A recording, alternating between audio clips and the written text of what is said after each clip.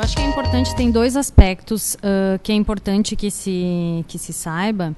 O primeiro deles diz com os prejuízos que vai trazer, tá? Para os docentes e para os servidores em geral. E aí, os docentes eles estão na regra geral. Não tem muita diferença em relação aos outros servidores. E quais serão os prejuízos? Em primeiro lugar, o cálculo das aposentadorias, tá? É claro que aí existe uma diferença, uma regra de transição para quem tem homens com mais de 50 anos e mulheres com mais de 45 anos. Esses vão ter uma regrinha especial que eu posso falar depois, mas enfim. O que vai acontecer com o cálculo da aposentadoria? Vai haver uma uniformização da idade para aposentadoria, todo mundo vai poder se aposentar com 65 anos, é uma idade maior do que a que hoje é vigente, que é 60 anos para os homens e 55 para as mulheres, e com 25 anos de contribuição. É um tempo menor do que é o exigido hoje, mas qual a consequência disso? O cálculo dos proventos de aposentadoria vai ser feito somando o tempo de contribuição ao fator 51.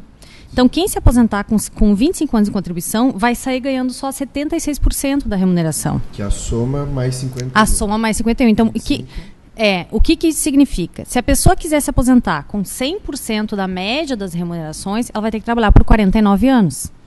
Então, o governo vem dizendo, não é verdade que vai ter que trabalhar por 49 anos para se aposentar. Não é verdade. Pode trabalhar por 25 anos e se aposentar, mas se aposenta com 76%. Para se aposentar nos termos em que é hoje, vai ter que trabalhar por 49 anos. Então, esse é o primeiro aspecto que os docentes precisam saber. Segundo aspecto, as mudanças que vão acontecer nas pensões, na aposentadoria por invalidez, na aposentadoria especial. Tá? A aposentadoria por invalidez vai ser um dos maiores prejuízos que vai se aplicar, porque para a aposentadoria por invalidez não vai ter regra diferenciada, como essa que existe para homens com mais de 50 e mulheres com mais de 45 anos, na aposentadoria normal, voluntária. Eu até não expliquei, mas essa regra de transição significa que essas pessoas vão ter que trabalhar um pedágio, tá? Que é 50% do tempo que faltar na época em que forem aprovadas as novas regras para cumprir os requisitos que hoje existem. Então, essas pessoas que têm idade superior a isso, igual ao superior, vão ter que cumprir o pedágio. Tá? Mas essa regra de transição é só para aposentadoria voluntária. Então, o que os docentes precisam saber? A aposentadoria por invalidez vai haver um prejuízo muito sério, que é o seguinte. Hoje, a aposentadoria por invalidez, com proventos integrais, quer dizer, 100% da média do que você recebia na ativa, ela é concedida para quem sofre acidente em serviço, para quem fica inválido em razão de acidente em serviço, e também de moléstias, de doenças que estão previstas em lei. Então, câncer, AIDS, tem diversas moléstias que estão previstas em lei, cardiopatia grave, que dão direito a proventos integrais. Isso deixa de existir. Pelas novas regras, proventos integrais é só para quem se tornar inválido exclusivamente em razão de acidente em serviço. Tá? Então, isso significa que todos os demais, não importa que idade tenham na época em que forem aprovadas as novas regras, vão se aposentar sem proventos integrais, a não ser que, aí vale aquela outra regra, trabalhem por 49 anos. Sim. Senão, os proventos vão ser proporcionais. Tá? Então, essa é uma perda grande. E os servidores hoje, que entrou antes de 2003, tinham uma regra de transição que poderia se aposentar, inclusive, com paridade, integralidade, com várias garantias que existiam anteriormente. E isso deixa de existir. Nessa situação, então, se a invalidez for decorrente exclusivamente de acidente de trabalho, a pessoa se aposenta com proventos integrais. Mas, em todas as outras situações, seja em caso de moléstia grave, não importa, os proventos vão ser proporcionais ao tempo de contribuição com aquela questão do fator 51. Ou seja, se a pessoa não ficou inválida em razão de acidente de trabalho, ela vai ter que ter trabalhado por 49 anos antes de ficar inválida, para que possa se aposentar com os proventos integrais. E aí tem um detalhe importante que eu estava referindo antes, que são esses servidores, docentes ou servidores em geral, que ingressaram antes de 2003. Hoje existe uma regra de transição que, se eles ficarem inválidos, mesmo atualmente, mesmo depois de 2003, se eles ficarem inválidos, eles mantêm o direito à paridade e integralidade. Isso deixa de existir. Não importa a data de ingresso ao serviço público. Em caso de invalidez, não tem regra de transição. Sem paridade, sem integralidade, e tem que ter trabalhado por 49 anos para ter os proventos integrais, correspondentes a 100% da média, salvo se sofrer acidente em serviço.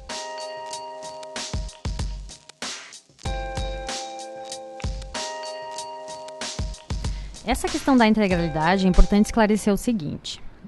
Antes de 2003, quem se aposentava, quem se aposentava na aposentadoria voluntária ou aposentadoria por invalidez, não importava a modalidade, tinha direito à integralidade. O que isso significa? A última remuneração que você recebeu na ativa. Claro, não vai valer alimentação, algumas coisas indenizatórias não vão para a aposentadoria, mas enfim, a última remuneração da ativa equivaleria aos proventos da aposentadoria. Já desde 2003, na verdade, para os servidores novos, já deixou de existir essa integralidade. Tá? O que passou a existir foi uma média aritmética e a integralidade a gente falava que era 100% desta média. Tá? Agora, com as novas regras que advierem da reforma, vai valer essa mesma média aritmética das maiores remunerações de um período lá a partir de 94. E aí, o percentual decorrente do tempo de contribuição, que é o que a gente falou, né? Você tem que trabalhar por 49 anos para ter 100% da média. Se você trabalhar por 25 anos, você vai ter 76% da média. Então, não é mais aquela integralidade que existia para os servidores mais antigos ou que existe ainda para os servidores que se enquadram em regras de transição. Tá? Para os novos não existe mais, mas foi extinto em 2003, permanece para quem se enquadra em regras de transição. Mas para os novos, não. Mas agora, além de ter essa média, que já era mais prejudicial, evidentemente, que a integralidade, porque normalmente a vida funcional ela vai num crescente, né? Você vai tendo promoção, vai aumentando, e aí, quando você faz a média, sempre diminui o valor, né, da remuneração. Então, agora, além de ter essa média, ainda vai incidir sobre ela o percentual decorrente do tempo de contribuição, que só vai ser 100% da média se você trabalhar por 49 anos.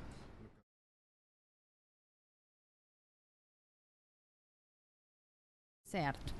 Em princípio, há garantia, como ocorreu já nas outras reformas previdenciárias, que vem acontecendo desde 98, há garantia de que essas pessoas não serão atingidas. Tá? Então, quem já está aposentado, quem já recebe pensão, não sofrerá os efeitos das novas regras.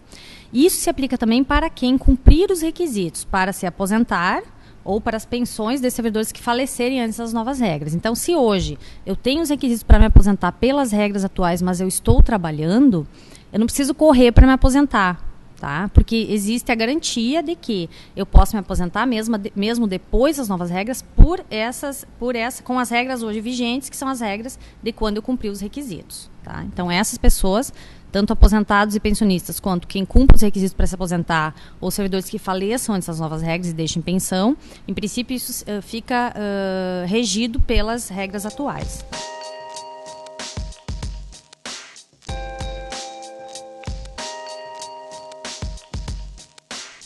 Tem duas situações, tá? Uma situação é a dos servidores que já estavam no serviço público antes da criação do FUNPRESP, e esses só poderiam ser incluídos nesse regime de previdência complementar. A fundação que é em... O Poder Executivo foi acho que em fevereiro de 2013 e março de 2013, eu não tenho aqui exatamente a data, tá? Bom, para esses servidores que já estavam no serviço público, eles só podem ser incluídos obrigatoriamente no regime novo. E o que é o regime novo? A limitação dos proventos ao teto do RGPS. E aí você pode optar ou não pelo FUNPRESP, a opção é facultativa, né? Esses servidores só podem ser incluídos no regime novo por opção. Obviamente que a gente recomendou que não optassem, né? Porque o prejuízo seria grande.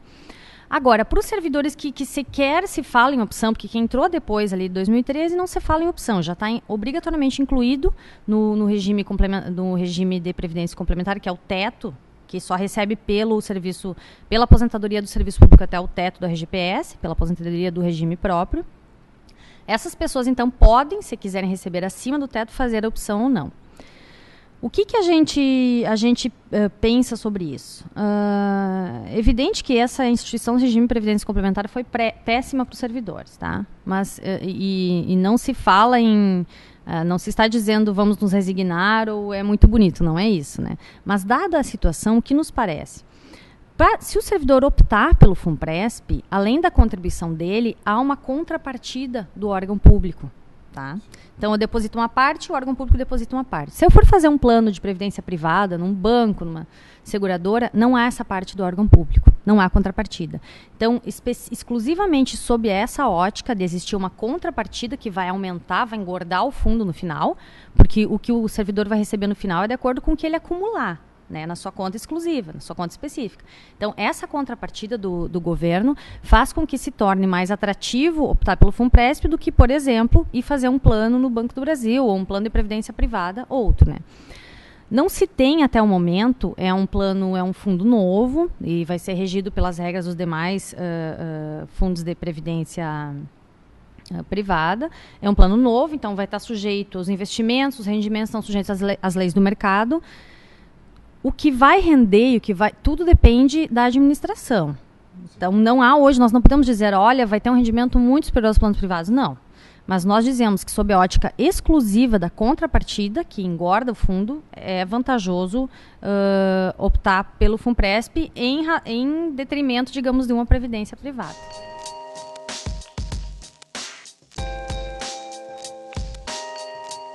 Eu acho que esse é o ponto assim, essencial que a gente tem que discutir.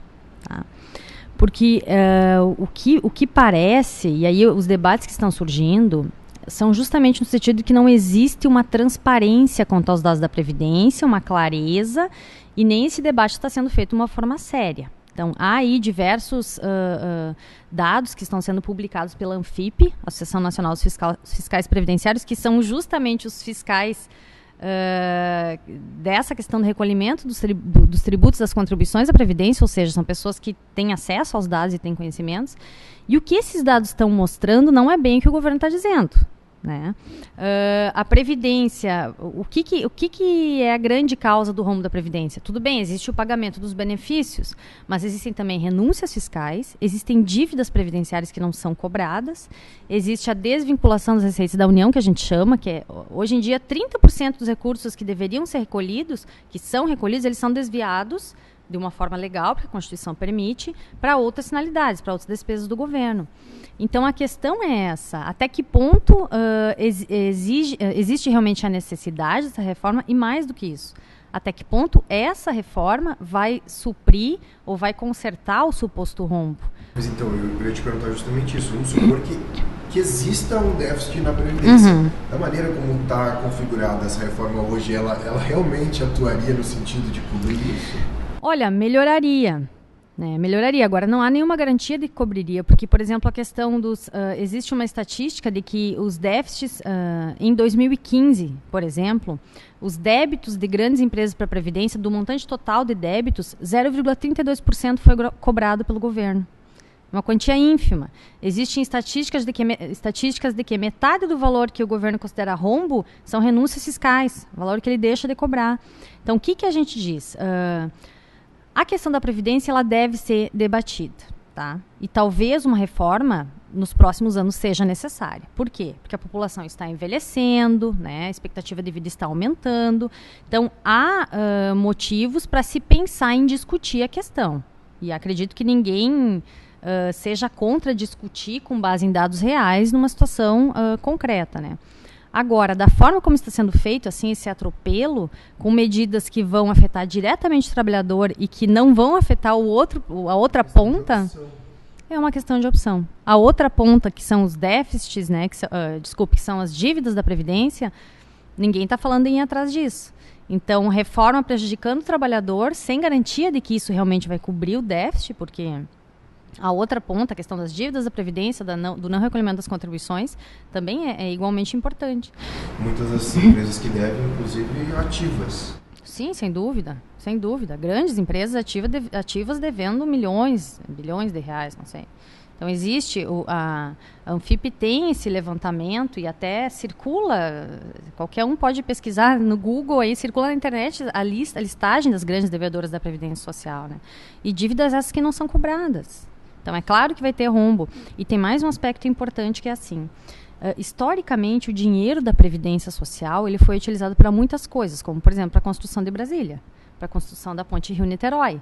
Então, os recursos foram sendo retirados, nunca foram repostos. Então, a gente tem que se perguntar também, existe hoje o déficit? Em que medida esse déficit é fruto dessa utilização dos recursos para outras finalidades, né? Em que medida é decorrência dos benefícios, em que medida é decorrência das dívidas. Então, eu acho que é isso que exigiria uma discussão séria. Porque se for para reformar a Previdência, para evitar déficit, tudo bem. Pode-se fazer uma reforma, mas que seja uma reforma realmente nos termos necessários, sem sobrecarregar indevidamente só os trabalhadores, que é o que está acontecendo, né?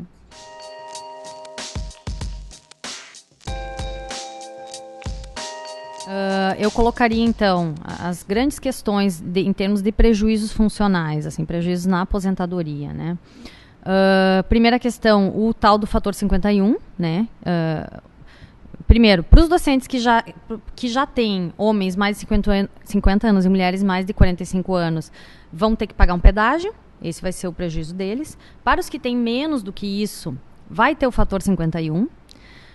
Para todos vai ter esse prejuízo sério na aposentadoria por invalidez, que é a redução das hipóteses de pagamento de proventos integrais, integralidade sobre a média, que a gente diz, né? Então, esse é um segundo aspecto, aposentadoria por invalidez. A questão das pensões, que a gente acabou não referindo, a questão das pensões também é bastante preocupante. Porque hoje as pensões, elas são calculadas no serviço público sobre se o servidor estava falecido, é sobre os proventos, e se ele estava nativo, é sobre sua remuneração. O que ele recebia, a última remuneração. Então, descontadas as verbas indenizatórias, mas enfim, dá para dizer de uma maneira geral a última indenização. Então, se pega esses valores e a pensão corresponde a 100% até o teto do RGPS e 70% do que passar. Como é que vai ser isso para os servidores na nova sistemática? Você pega isso, 100% até o teto do RGPS e 70% do que passar, e sobre isso você aplica as cotas. O que são as cotas? Para quem tiver só um dependente, vai ser calculado 60% sobre isso. 2 dependentes, 70%. Então, a cota é 50% mais 10% para o dependente. Isso vai provocar um achatamento enorme nas pensões, e o prejuízo vai ser ainda maior para quem for pensionista de servidor que morreu na ativa. Porque se o servidor está aposentado, quando falecer, vão usar essa tática, vão usar essa estratégia, essa forma de cálculo, digamos assim. Se pega os últimos proventos que ele recebeu, calcula as cotas ali. Então, um dependente, 60%, essa é a pensão.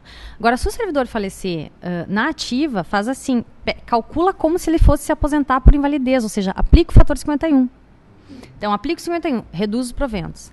Sobre esse valor reduzido, aplica 60%, se for só um dependente.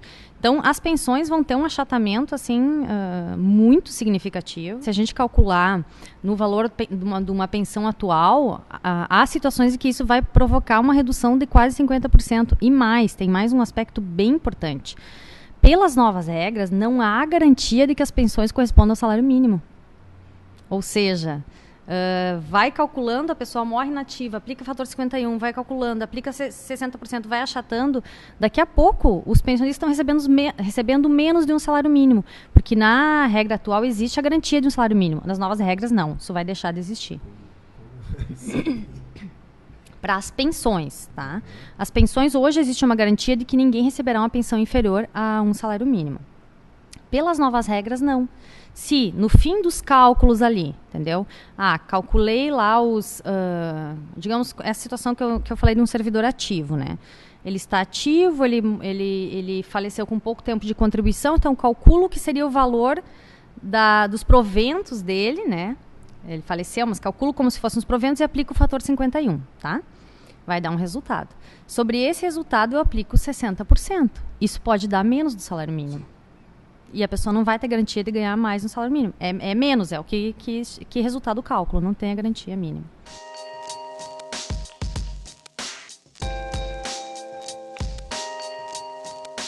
Eu acredito que sim. Tanto que o governo já... Desculpe. Em função justamente dessa demanda, dessa discussão, o governo já vem recuando um pouco. Então, já se fala em mudar alguns pontos. Né? Então, eu já li, por exemplo, que regras de transição, a questão do benefício assistencial, que não é previdência, assistência social, mas que vai ser mudado, questão de aposentadoria de policiais, tem algumas coisas que o governo já está recuando. Tá? Então, eu acho que é uma questão de disputa, sim, mas exige uma mobilização grande da sociedade. Alguma coisa vai passar. Né? Alguma coisa, eu acho que acho bastante difícil frear a reforma como um todo, para que se pudesse fazer uma discussão melhor. Acho que alguma coisa passa, mas eu acho que o máximo que se puder evitar desses absurdos, assim, que seja aprovado, é um lucro, digamos, para os trabalhadores, para a sociedade em geral, na verdade. E acho que existe espaço, sim, para esse debate.